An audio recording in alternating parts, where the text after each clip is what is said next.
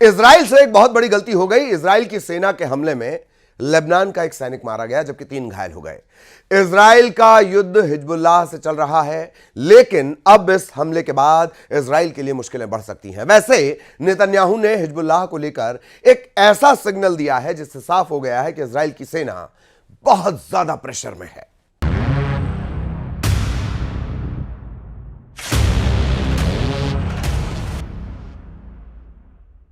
Iran और Israel के बीच जारी युद्ध रुकने के अभी कोई आसार नहीं नजर आ रहे।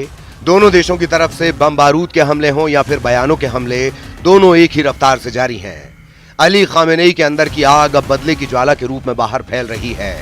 तेहरान में मीटिंग पर मीटिंग हो रही है। बीमार, हताश और परेशान 85 साल के अली खामेनेई ने मुट्ठी बांधकर ऐलान किया है कि इजराइल को जलाकर राख कर देंगे, लेकिन कब, कैसे, तारीख नहीं बताएंगे। और इस बीच ईरान से एक और बड़ी खबर आई है कि अली खामेनेई ने अपने दूसरे बेटे मुस्तबा खामेनेई को उत्तराधिकारी चुन लिया है। खबर की पुष्टि नहीं हुई है, लेकिन किसी भी वक्त तेहरान से इसकी प्रेस रिलीज जारी हो सकती है। ईरान तीसरी बार इजराइल पर हमले की तैयारी कर रहा है और इसी साल अप्रैल में पहली बार, 1 अक्टूबर को दूसरी बार और अब तीसरी बार ईरान इजराइल पर टूट पड़ेगा। लेकिन क्या इजराइल हाथ पर हाथ धरे ईरान के हमले का इंतजार कर रहा है? बिल्कुल नहीं। इजराइल की तैयारी ईरान की ईंट से ईंट बजा देने की है, लेकिन इसकी डिटेल आगे। तालेघन 2 परमाणु केंद्र पर हमले ने ईरान के परमाणु ऑपरेशन की सबसे गुप्त परतों को भेद दिया है। यह क्लियर संकेत है कि इजराइल के पास ईरान की गुप्त गतिविधियों के बारे में गहरी जानकारी है।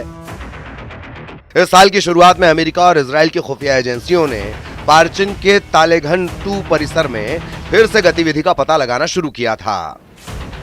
ईरान की गतिविधियां कथित तौर पर इतनी गुप्त थीं कि ईरानी सरकार के केवल एक छोटे से हिस्से को ही उनके बारे में पता था, लेकिन ईरान भेद छिपा न सका और अंजाम है कि अब ईरान की प्रतिष्ठा पर बनाई है।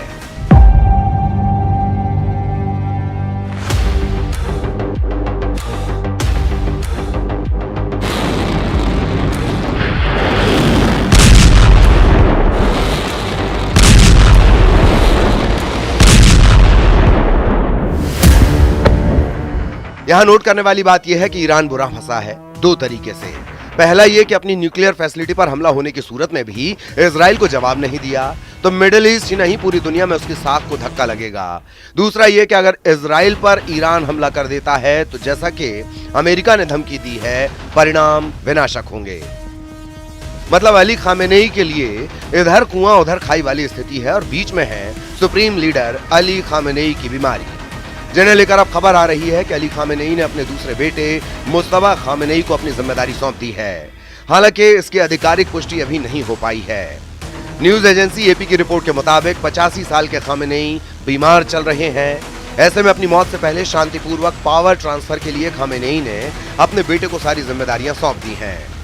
अली खामेनेई की रुखसती का यह कतई अर्थ नहीं है कि बीमार पिता की तीमारदारी में नए सुप्रीम लीडर बने मुस्तबा, जिन्हें लेकर आधिकारिक ऐलान नहीं हुआ है, इजराइल के प्रति अपनी नीति में कोई परिवर्तन करने वाले हैं।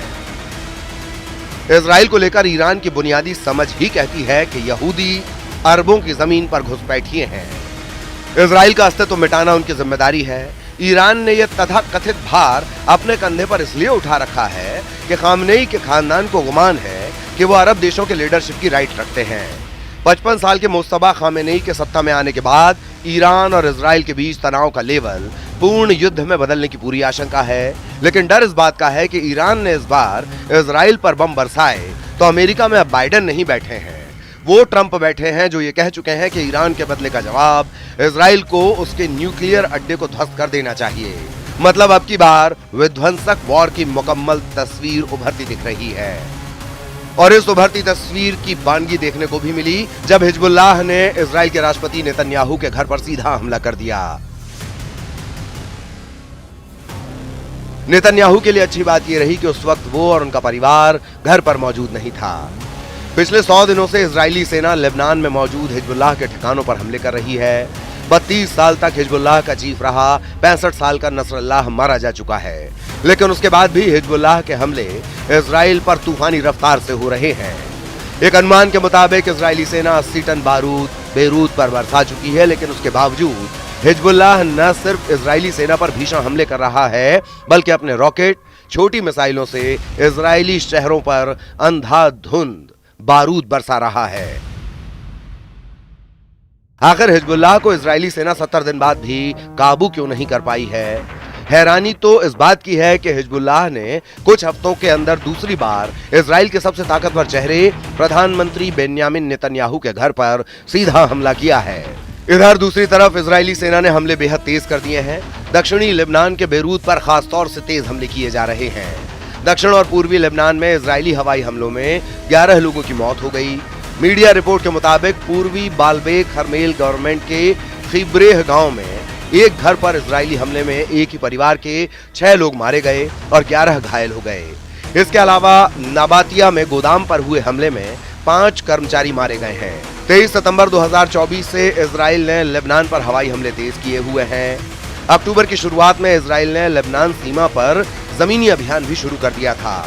8 अक्टूबर 2023 से अब तक इजरायली हमलों में लेबनान में 3,452 लोग मारे गए और 14,664 लोग घायल हुए हैं। कुल मिलाकर लेबनान से लेकर गजा तक खूनी गदर मचा हुआ है। इतना है कि नेतन्याहू के घर पर हिजबुल्लाह के हमले के बाद इजरायली सेना हिजबुल्लाह पर किस तरह से हमला करती है। Bureau report, news 18।